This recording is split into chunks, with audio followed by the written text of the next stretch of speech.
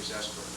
And over the air at the station, I was standing in the station when I heard, and I don't know what the officer was, but I suspect he's a short little guy assigned to the investigation bureau, who sounded something like, "I'm off to that big subpoena in the sky." So if you ever see the wee one, the shortest person in the world, I think it was him. It was either him or Cully. I don't think there was much tougher old court officer than old man. You know, every time you'd see Lon, or me anyway, every time I'd come into court, and you'd be milling around out there because the courtroom wasn't large enough, and the judge needed a new courtroom. And stand around out there, Lon, you know, he'd be sitting there. He'd always wear a suit coat and his slacks, and stand there. "Did I ever tell you the time? Went to the house and I had a machine gun. Sat there like that. Daddy, show me your shoe. Still had the same shoe on. Well, what did you do, Lon?" Well, we was finished fire and I left. And I'm not talking. I heard that story at least 100 times. Every time he starts saying it, I said, no, I never heard that one. Did he get that gun down there? Just the same number, rec tap tap. Yeah. You know, we were talking about that with the police department. You know, how many people do we really have that have retired from the Wayne Police Department? Most courts, though, Jim, have a relaxed atmosphere. No, this is run by the numbers. You get the book out, you look under gathering, and this is where the picture of this is going to be. This is courtroom decor. I remember the judge, I forget whose judge it was, but I could just picture the same thing happening in our courtroom. The judge, and he says, you know, what the blah, blah, blah, and then out of the back, "He didn't do it!" I turn back around, mother stands up and she says, "He's my son. He'd never do nothing like that. Lordy me, let's hear an amen over there." And they're going back and forth. Everybody's talking up with 2 cents worth. And the guy, like I said, had beat the hell out of me the night before. And her mother finally says, the judge says, "Well, I'll listen to what you have to say. What is it you want to say about your son?" "I just want you to know, Your Honor, that when he drinks, he's crazy. The last man had to hit him with a brick to get him to stop, but he didn't do it last night. He didn't do it last night." Get right in her face and go,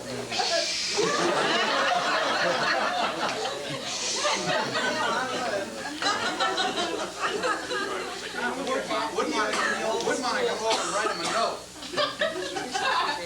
Pass that down, and then maybe somebody nudge him and say, I'm just saying, a guy has no mercy. Nobody's safe. I like the day he chased that senator. Right now. "Just a minute, Judge. Threw a ricochet shot off the guy in the second row." Gallery over here. Another story was that I had arrested this woman, or given her a ticket for running a red light. Probably on a scale of 1 to 10, she was realistically a 9. Very good looking lady. And beautiful long black hair, looked like an angel. And when I stopped her, she was wearing a guard's uniform and she was obviously intoxicated. But I decided she wasn't that drunk and she was that close to home, I'd write her a ticket for running a red light. So I wrote her a ticket for running a red light. You look really good to be drunk, Kevin. Yeah. Boy, if she looked that good drunk, imagine what she looked like if I was drunk. We're talking about a 230-12. If you tore into me with language and only Kevin Woodruff would do. Oh, I mean, she called me everything. She had some names he had to write down in his wallet to remember. Just terrible, but I'd already committed myself to a red light ticket. She said, "I'll see you in court." And sure enough, they'd gotten a warrant for her, but she didn't get served with it. She'd come into court. So, and here comes this beautiful girl, and everybody says, "Who wrote her? He should be shot." But I brought him in court, hang him outside. I find out it's getting good. So I get up on the stand and I tell everything that happened, and I elucidated on those remarks that she made. And the whole time, this gallery of cops over here are going, "Sure. Yeah, that's, I bet." She could drink. And outside of the fact that she had the ticket in her hand, it sounded like she was not even there that night. And she says, "And I don't know why that son of a bitch gave me back." And the rest of the gallery goes, okay. Yeah, and the judge goes, guilty. Because for a while there, I saw him starting to lean over. Gave me the goddamn thing. No doubt in my mind. But for a minute there, I thought these 6 guys were going to drag me out and do all those things. Yeah, I got to be hung, shot, drawn, quartered. They gave me a headache. And Ralph says, they give me a headache too, but they're Sylvia's glasses and save me $80. He's not a score shot, did you? He says, if she don't get better glasses, I'm going to fail the qualify. What he said.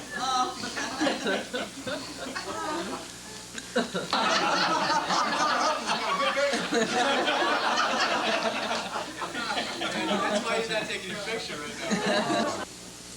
Case, and there was two subjects were involved. One of them had come in earlier, like a couple weeks earlier, and it pled guilty, but this guy pled not guilty.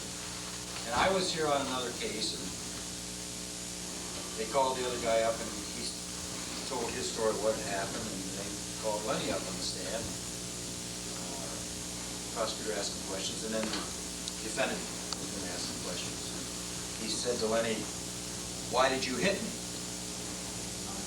And Lenny said, "I never struck you." And the other guy in the back of the room jumps up and says, "You're a goddamn liar." And the judge says, "Contempt of court, $50 fine." So the judge turns to Lenny and he says, "Officer, did you strike this defendant?" Lenny says, "No, sir."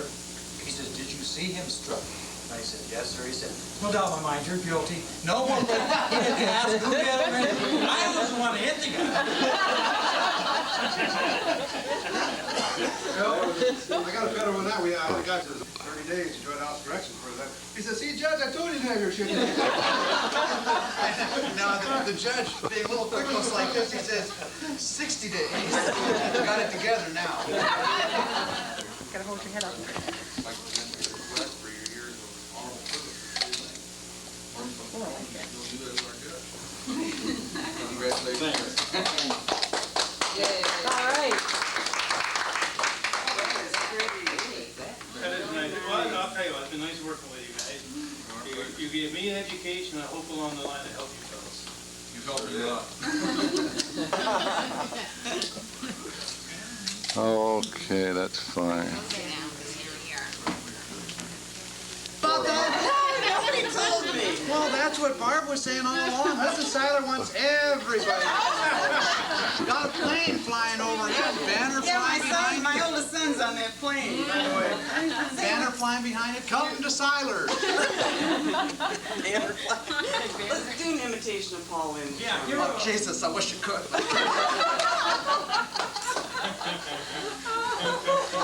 You know, the one story that I like about, and that again is in keeping with the judge, is that Paul Lynde was driving, true story, Paul Lynde was driving. Give me a chair, Cheryl.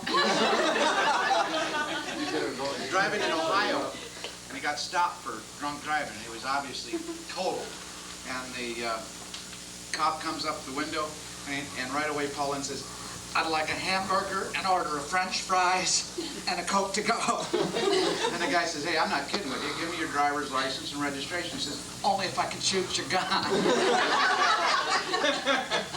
They hauled him in. I get it. Portable transistor radios for talking between the cars.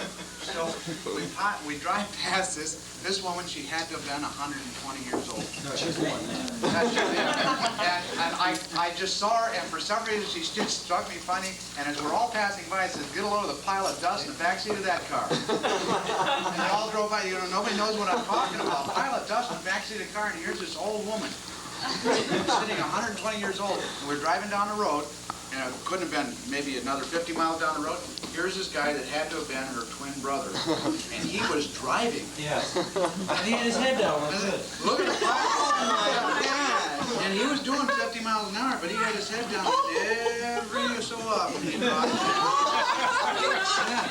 just get an idea. This is of out what it in looked like down the road. New Mexico somewhere. But I mean, he was so steady. I mean, all he needed to do was just, better correct.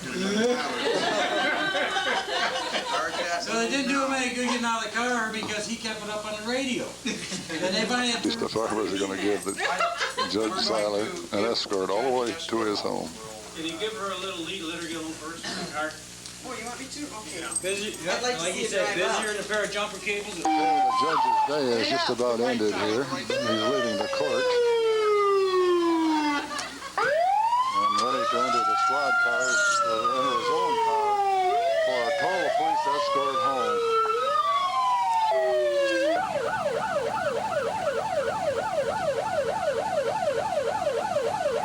Okay, we're aboard the police car now, the lead vehicle, and we're on our way over to the judge's house with a total escort,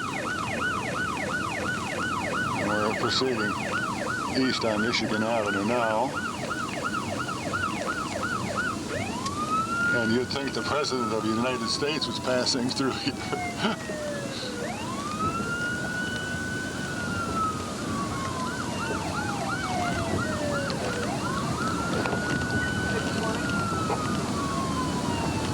You've got it, the full escort all the way home.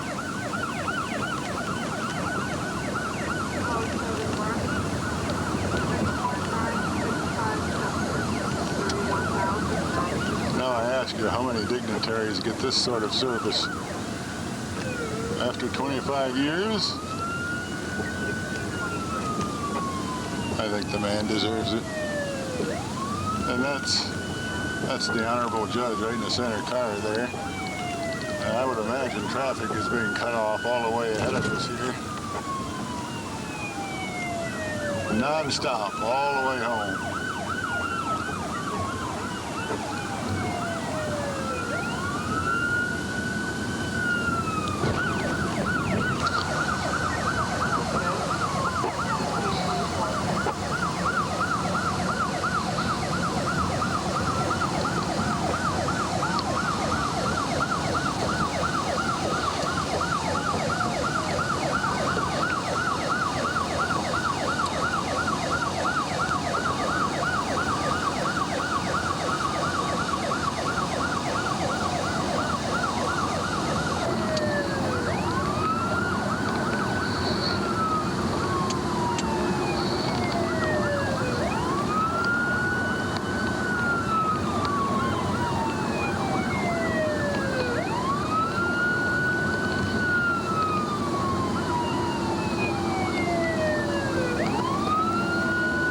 Just passed by Vinoy Road, still heading east, Michigan Avenue, non-stop all the way.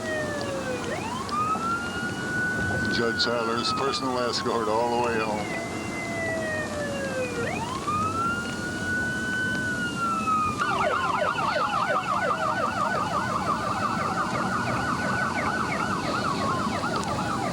So finally, that was quite a ride. Now, my big hulk being crowded in the back seat of that car, that squad car, was not an easy job, as you could probably tell by the way the camera was bouncing to and fro. But we evidently got here.